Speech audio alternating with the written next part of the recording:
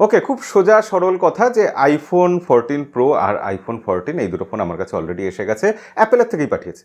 Apple নিজে direct আমাকে পাঠিয়েছে, কিন্তু আমরা এত সহজ সরল মানুষ নই যে তার জন্য সব কিছু ভালো কথা বলবো। কিন্তু সবথেকে বড় কথা, আজকের ভিডিওতে আমরা এটাই আলোচনা করব যে আইফোনের নামে আপনাদের কিভাবে ঠকানো হচ্ছে।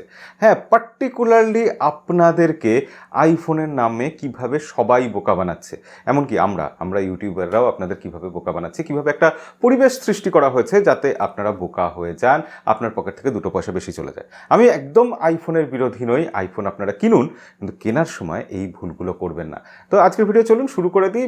ভালো লাগলে লাস্টে গিয়ে না হয় লাইক করবেন, কারণ এই ভিডিওটা একটু বিতর্কিত হবে। আমার সাথে আপনি একমত নাও হতে পারেন, তো যাই হোক না কেন, ভিডিও ভালো লাগলে লাইক করবেন, খারাপ লাগলে ডিসলাইক করবেন, সোজা কথা। চলুন ভিডিওতে ঝাঁপিয়ে পড়ি। প্রথম কথা, গত দুদিন ধরে আইফোন 14 সিরিজ একটা বিশাল বড় ইস্যু দেখা যাচ্ছে। আপনাদের দুদিন আগে থেকেই টেক নিউজে আমি বলে আসছি যে দেখা গেছে প্রথমে জ্যাক ইউসুফ নামে এক ব্যক্তি, তিনি একটা ভিডিও আপলোড করেছিলেন ইউটিউবে, এবং সেখানে আইফোন 14 সিরিজের ক্যামেরার মধ্যে গো গো করে আওয়াজ হচ্ছে রীতিমতো ক্যামেরা ওপেন করলে, এবং ক্যামেরা দিয়ে আমরা যখন এরকমভাবে ফটো তুলছি তখন সেই ফটো, ভিডিও বা ফটো যাই করি না কেন, সেখানে প্রচণ্ড শেক হচ্ছে। এটা জ্যাক ইউসুফ প্রথম দেখিয়েছিলেন, এবং তারপর একে একে দুবাইয়ের লোকেরা, ইউরোপের লোকেরা, আমেরিকার লোকেরা, তারা বিভিন্ন জায়গায় সোশ্যাল মিডিয়াতে নিজেদের এই সমস্যার কথা শেয়ার করতে লাগলেন। এবং দেখা গেল রেডিটে রীতিমতো এই নিয়ে পোস্ট আসলো, টুইটারে পোস্ট আসলো, ইউটিউবে বেশ কিছু ভিডিও আসলো। বিশেষ করে তিনটে অ্যাপ্লিকেশনে, টিকটক, ইনস্টাগ্রাম আর স্ন্যাপচ্যাট, এই তিনটে অ্যাপ্লিকেশন ওপেন করলে দেখা যাচ্ছে যে ক্যামেরার মধ্যে এরকম গো গো করে আওয়াজ হচ্ছে। তো আপনি জানেন, আপনারা সবাই জানেন, যেহেতু আমার কাছে এই ফোনটা এসেছে, আমি এটা সবার আগে টেস্ট করে দেখব, এবং টেস্ট করতে গিয়ে দেখলাম যে আমার ফোনে এই ইস্যুগুলোর একটাও নেই। স্ন্যাপচ্যাট, টিকটক বা ইনস্টাগ্রাম, টিকটক আমি খুলতে পারবো না, কারণ আমাদের দেশে, ইন্ডিয়াতে টিকটক নিষিদ্ধ, টিকটক ব্যান করা আছে। টিকটক আমি কোনোভাবে ইনস্টল করতে পারবো না, সেক্ষেত্রে টিকটকের ব্যাপারে আমি কোনো ভিডিও দিতে পারবো না, কিছু দেখাতেও পারবো না, পরীক্ষাই করতে পারবো না।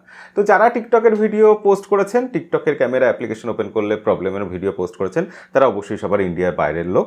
তো এনিওয়ে, তো আমি টেস্ট করে দেখলাম যে কোনো সমস্যা হচ্ছে না ইনস্টাগ্রাম আর স্ন্যাপচ্যাটে।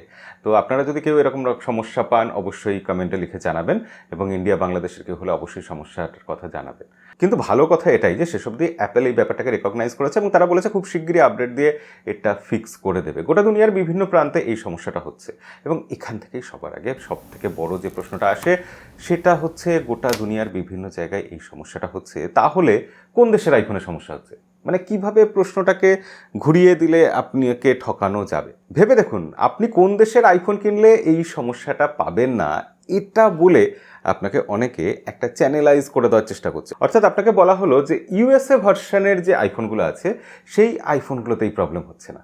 কিন্তু এই ব্যাপারটা কোথায় হয়? আমাদের ইন্ডিয়া বাংলাদেশে হয় না, এটা পার্টিকুলারলি বাংলাদেশেই করা হয়, বাংলাদেশের গ্রাহকদের বোকা বানানোর জন্য। কারণ বাংলাদেশে কৃত্রিমভাবে ইউএসএ ভ্যারিয়েন্টের যে আইফোনগুলো আছে সেগুলো চাহিদা তৈরি করা হয়, এবং তার ফলে সেখান থেকে দোকানদাররা বেশি লাভ করতে পারে। আমি তর্কের খাতিরে ধরে নিলাম ইউএসের আইফোন সেরা, জাপানের আইফোন সেরা, বা সিঙ্গাপুরের আইফোন সেরা। তো সেক্ষেত্রে কথা হচ্ছে, অ্যাপেল তাদের আইফোনগুলোতে, প্রতিটা আইফোনে তারা গ্লোবালি ওয়ারেন্টি দেয়। হ্যাঁ, গ্লোবালি ওয়ারেন্টি দেয়। অর্থাৎ আপনি আমেরিকার আইফোন কিনে আনলেন, সেই আইফোনটা নিয়ে আপনি দুবাইয়ের একটা দোকানে গেলেন, গিয়ে বললেন যে আমার ফোনটা খারাপ হয়ে গেছে, সারিয়ে দিতে হবে। তারা যদি কোনো মেজর প্রবলেম থাকে, পুরো ফোনটা রিপ্লেস করে একটা নতুন আইফোন আপনাকে দেবে। হ্যাঁ, নতুন আইফোন আপনাকে দেবে।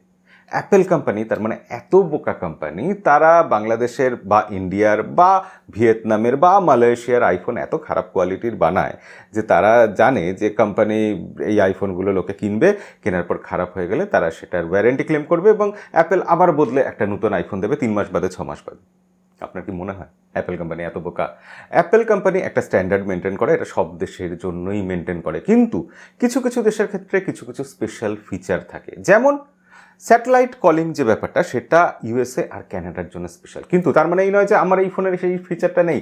আমার এই ফোনে, ইন্ডিয়ান ভ্যারিয়েন্ট ফোন, সেই ফোনেও কিন্তু সেই ফিচারটা আছে, কিন্তু ইন্ডিয়াতে এই ফোনটা আমরা ওই কাজে ইউজ করতে পারবো না। আপনি বাংলাদেশে বসে বা মালয়েশিয়াতে বসে বা আমি ধরে নিলাম আফগানিস্তানে বসে এই ফোনটা দিয়ে ওই কাজটা করতে পারবেন না, কারণ আপনার দেশে এই ফিচারটা এনেবল করা নেই।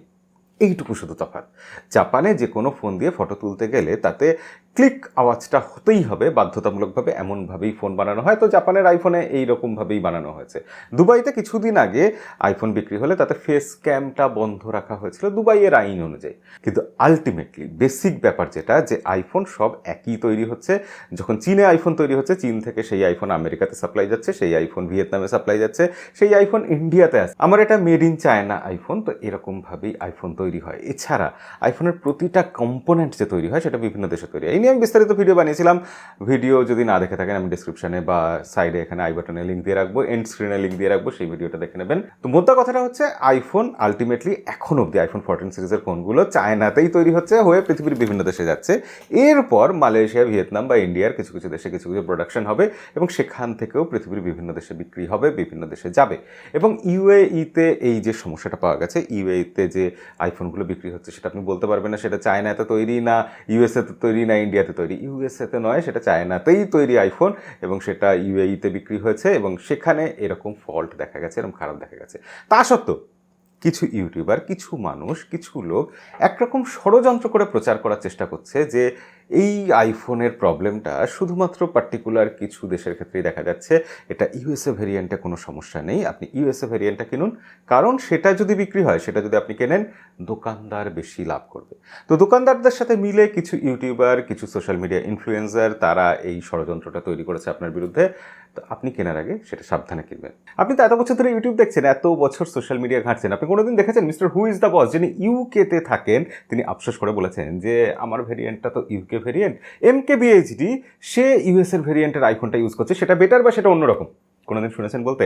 কোনো রাশিয়ান ইউটিউবারকে, কোনো জাপানিজ ইউটিউবারকে, বা ইউরোপের স্পেন, ইটালি বা অন্য কোনো দেশের কোনো ইউটিউবারকে কখনো বলতে শুনেছেন যে আমার দেশের আইফোনটা খারাপ বা ইউএসের ভেরিয়েন্টটা বেটার? এটা বলতে শুনেছেন? না, কোনোদিন শুনবেন না। প্রসঙ্গত আপনাকে জানিয়ে রাখি, ইন্ডিয়াতে, দিল্লির মতো শহরে, বোম্বের মতো শহরে, এই সব জায়গাতে ইউএসএ ভেরিয়েন্টের যে আইফোনগুলো, সেই আইফোনগুলো তুলনামূলক কম দামে, প্রায় 20 থেকে 25,000 রুপি কম দামে বিক্রি হয়। আইফোন 13 প্রো ম্যাক্স, এই ফোনটার ক্ষেত্রে আমি দেখেছিলাম যে তখন, সেই সময়, সেই আমলে সেই ফোনটা অন্তত 20 থেকে 25,000 রুপি কম দামে বিক্রি হচ্ছে ইউএসএর ভেরিয়েন্টটা। ভাবুন একবার। তাহলে ইউএসএর ভেরিয়েন্ট যদি এত ভালো হয়, এত দামি হয়, লোকের মনে এত চাহিদা থাকে, তাহলে সেটা কম দামে বিক্রি হবে কেন? এই ব্যাপারটা, পার্টিকুলারলি এই ব্যাপারটা হয় শুধুমাত্র বাংলাদেশে। এবং হয় কেন? তার কারণ এর পিছনে একটা চক্র কাজ করে, যে চক্রটা আপনার কাছে বেশি দামে একটা আইফোন বিক্রি করার চেষ্টা করে। তারা সব থেকে কম দামে যে আইফোনটা কিনবে, সেই আইফোনটা সব থেকে বেশি দামে বিক্রি করার চেষ্টা করবে, বাজারে কৃত্রিম চাহিদা তৈরি করার চেষ্টা করবে, এবং সেইভাবে আপনাকে বোকা বানানোর চেষ্টা হবে। আগের দিন কিউএনএ ভিডিওতে আমি যেটা বলেছিলাম যে আমার বন্ধু একই সানগ্লাস বিক্রি করছে, পাশে 50 টাকা দিয়ে দাম রেখেছে আর এ পাশে 30 টাকা দাম রেখেছে। তো সবাই 50 টাকার সানগ্লাসই কিনছে, তার কারণ সবাই ভাবছে 50 টাকার সানগ্লাসটা বেশি ভালো, বেশি দামি, বেশি সুন্দর হবে, বেশি টেকসই হবে। কিন্তু আলটিমেটলি আমরা তো জানতাম, আমি আর আমার বন্ধু মনে মনে জানতাম, দুটো সানগ্লাসই এক। তো সেই রকমভাবেই আপনাকে বোকা বানানো হচ্ছে। সব আইফোন একই আইফোন, আপনি যেখান থেকে কিনুন, যে ভেরিয়েন্ট কিনুন, যে দেশের ভেরিয়েন্ট কিনুন, যে মেড ইন আইফোন কিনুন না কেন, আলটিমেটলি আপনি গ্লোবাল ওয়ারেন্টি পাবেন। অ্যান্ড্রয়েডের ক্ষেত্রে আমি আজকে কিছু বলছি না, কারণ ওটা বিতর্কিত ব্যাপার, সেটা নিয়ে বলতে হলে অনেক প্রসঙ্গ চলে আসবে। তো আজকে শুধু আইফোনেই আমার বক্তব্য সীমাবদ্ধ রাখলাম। খুব শিগগিরই আমাদের চ্যানেলে আইফোন 14 আর 14 প্রো এর আনবক্সিং ভিডিও তো আজকে আপনারা দেখেই ফেললেন একরকম, তার কম্প্যারিজন ভিডিও আসবে, রিভিউ ভিডিও আসবে, অন্যান্য ভিডিও আসবে। সাথে থাকবেন, দেখবেন এবং সাবস্ক্রাইব করে রাখবেন, লাইক করবেন ভিডিওটা যদি পছন্দ হয়, আর আপনার যদি অন্য কিছু মতামত থাকে অবশ্যই সেটা কমেন্টে লিখে জানাবেন। দেখা হবে পরের কোনো ভিডিওতে। আজকের মতো বিদায়। We'll be right back.